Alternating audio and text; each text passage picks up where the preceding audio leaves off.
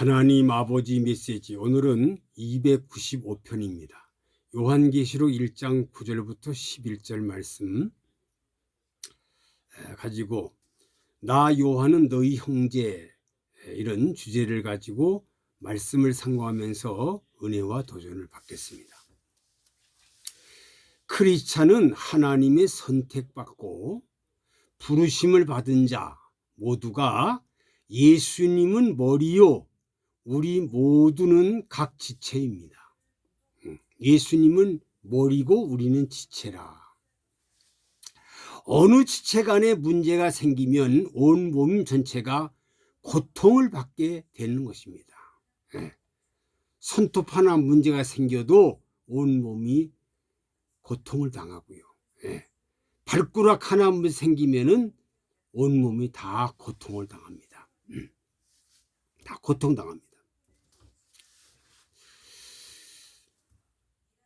어느 지체 간에 고통을 당하는데, 사도 요한은 베드로와 안드레와 그 요한은 예수님이 아주 중요할 때마다 이 세 사람을 동행했습니다. 변화산에 갈 때도 같이 갔고요. 그리고 저와 항상 동행을 했어요. 12제자 중에서 이 세 제자를 그렇게 동행했다는 겁니다. 그래서 첫째로 나 요한은 너희 형제라고 하셨습니다. 나 요한은 너희 형제라.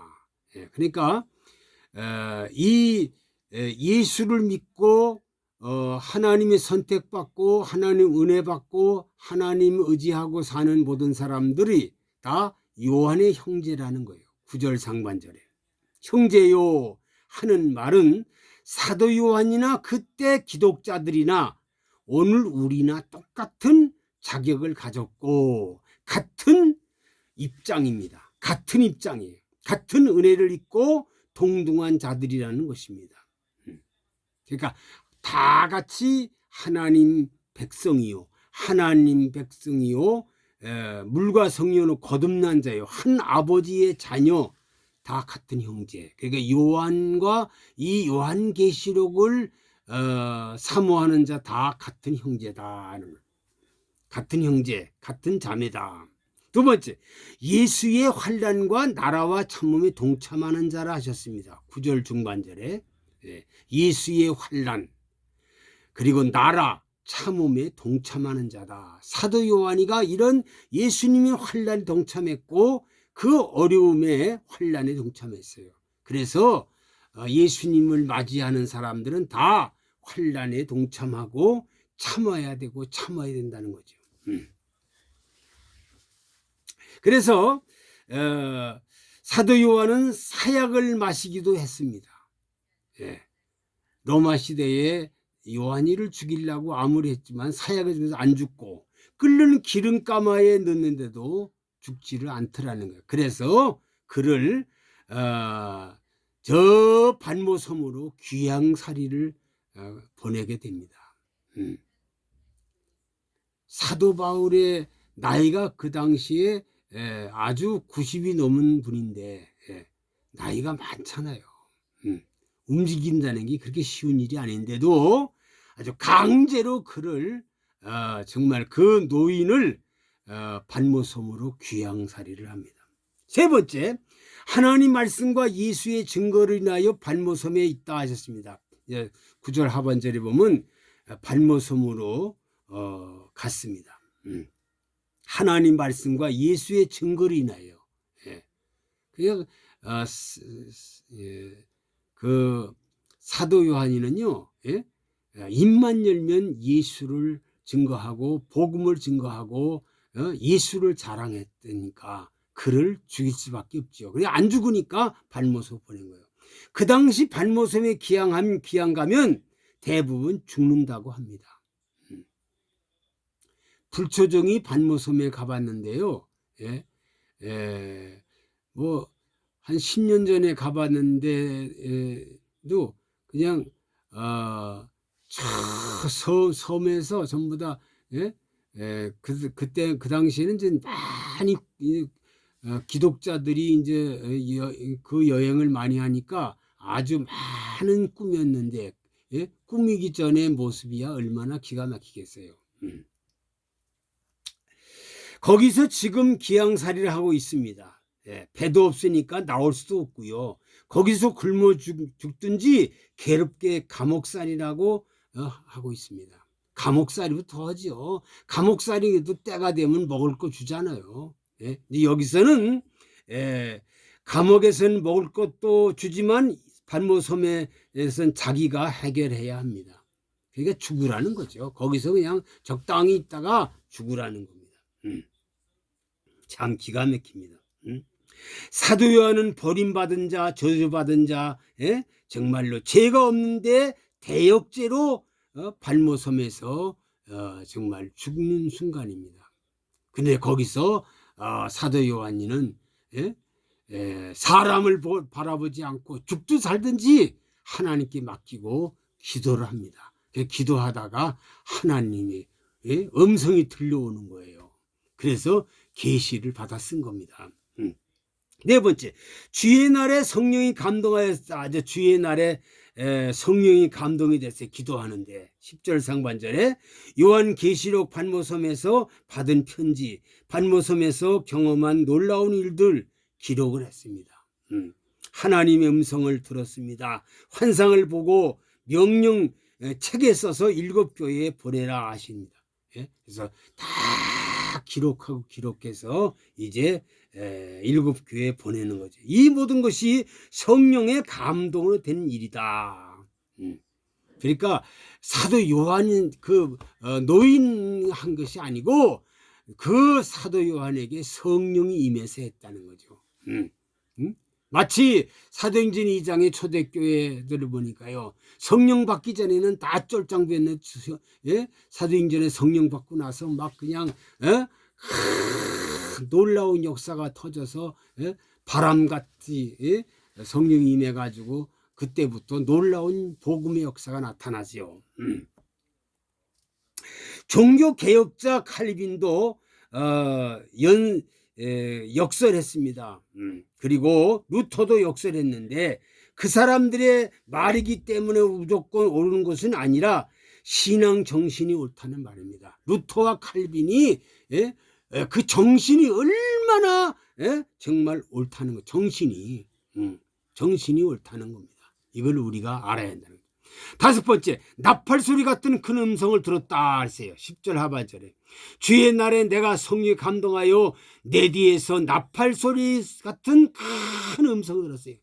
소리가 나팔소리 같이 엉엉엉 소리가 들리는 거예요. 그래서 그 소리의 나팔소리를 기록한 겁니다. 마치 느헤미야 4장 20절에 너희가 물론 어디서든지 나팔소리를 듣거든 그리로 모여서 우리에게 나오라. 우리 하나님 우리를 위하여 싸우시리라. 하나님이 나팔을 부니까 그냥 사람들이 다 모이는 거예요. 그러니까 나팔 소리를 잘 들어야 한다는 거죠.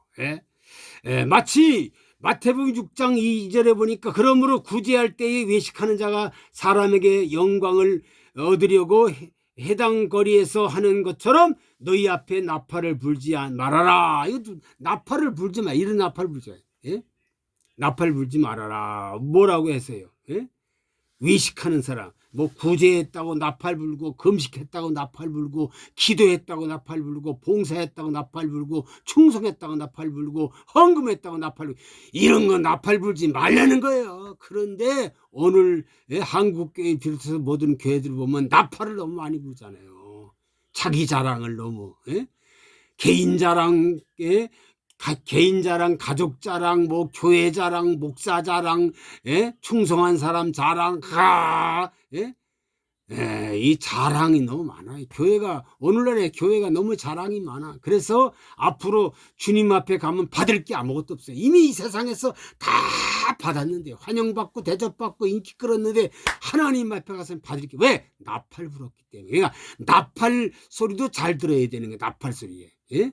하나님의 나팔이 있고 자랑의 나팔 불지 말아라. 근데 하나님의 나팔을 불 때는 이 나팔 소리를 듣고 정신을 차려라.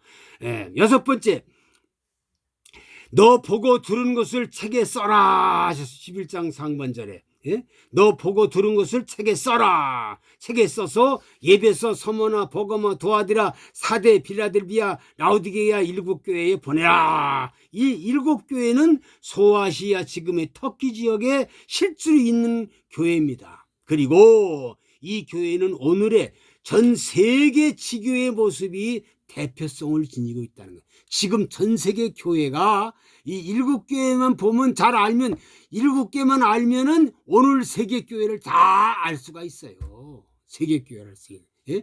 노아의 홍수 심판을 잘 알면 마지막 재림 때 심판도 잘 알 수 있어요. 예? 노아 홍수 심판을 바로 알면 마지막 불바다가 되는 사실도 잘 안다는 거예요. 예? 그러니까 7개의 사실을 바로 알면 마지막 이 지구촌, 지금 전 세계 교회의 모든 교회의 모습을 다 볼 수가 있다는 거예요.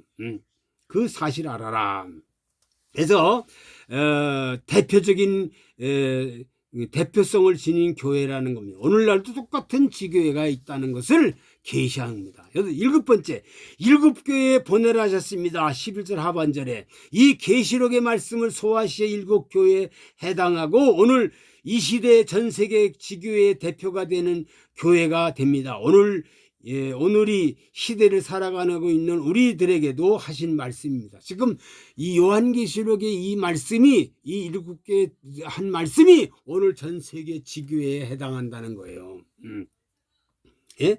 예. 그래서 정말로 우리는 이 말씀을 하나님의 큰 음성으로 들어야 합니다. 그래야 종말을 준비할 수가 있고 예수님의 재림을 맞이할 수가 있는 신부교회가 된다는 거죠. 신부교회가 된다. 7교회 칭찬한 게 있고요. 책망한 게 있고요. 권면한 게 있고요. 촉구한 게 있고요. 회개하라. 예? 회개하라. 남은 자가 있다. 이 경고의 말씀이 7교회에 해당되면서 오늘 전 세계 지교회에 해당된다는 것을 명심해야 돼. 지금 전 세계 이 7교회를 칭찬한 것을 오늘 전 세계 교회가 칭찬받는 게 많지요. 또 책망받는 거, 이 7교회 책망받는 거, 오늘 우리 한국교회와 전 세계 교회 보면 책망받을 게 한두 가지가 아니에요. 한두 가지가 한두 가지 책망받을 거, 예? 권면하고 촉구하고 그리고 회개하라. 예? 7교회 회개하라는 것이 오늘 우리 한국교회 회개하라는 내용이에요. 이걸 알아야 돼. 이걸 모르면 큰일입니다. 예? 그래서 오늘 전 세계 지교회에 해당한다는 것을 명심하고 정말로 나 요한은 너희 형제라. 예? 사도 요한이가 우리 형제라면 우리도 그 형제로서의 정말 사도 요한이가 걸어간 그 길을 걸어가야 된다는 사실을 꼭 명심하고 사랑하는 성도들이요, 사랑하는 모든 백성들이요, 오늘 나 요한은 너희 형제 이 말씀을 생각하면서 은혜와 도전을 받았는데 요한은 우리 형제입니다. 예수의 환난과 나라에 동참한 사람이고요. 하나님 말씀과 예수의 증거인의 발모섬에 귀양 간 사람이고요. 주의 날에 성령의 감동대에서 큰 음성 들렸고요. 나팔 소리 같은 음성 들었고 그걸 책에 써서 보고 들은 것을 책에 써서 써라. 7교회에 보내라. 그래서 7교회에 보냅니다. 이 말씀을 우리 가슴에 깊이 간직하고 정말로 이 시대에 요한계시록에 기록된 7교회가 오늘 전 세계 교회의 모델이라는 것을 알고 7교회에 부탁하고 책망하고 권면한 말씀을 명심하고 이 시대에 올바르게 정말로 하나님 말씀에 어긋나는 것들을 다 고치고 회개하고 정말 올바르게 사도 요한의 형제같이 어떤 어려움이 있어도 고통이 있어도 견디고 나가는 하나님의 거룩한 형제들, 거룩한 믿음의 사람들, 거룩한 말씀의 사람들이 되기를 간절히 부탁을 드립니다. 아버지, 오늘 나 요한은 너희 형제요, 말씀을 상고하면서 은혜와 도전을 받았습니다. 이 말씀을 명심하고 요한계시록의 7교회에 아버지 편지 나팔수 듣고 편지한 내용이 7교회만 해당하는 것이 아니라 오늘 한국교회와 전 세계 교회에 해당한다는 말씀을 오늘 말씀을 깨달아 싸우니 아버지 회개할 것은 회개하고 책망할 건 책망하고 아버지 칭찬받을 건 칭찬받고 권면하고 촉구하는 것을 회개하고 남은 사람 남은 교회가 되어서 아버지 앞에 인정받는 거룩한 참 형제들이 자매들이 다 되게 하여 주옵소서. 예수 그리스도의 이름으로 기도하옵나이다. 아멘.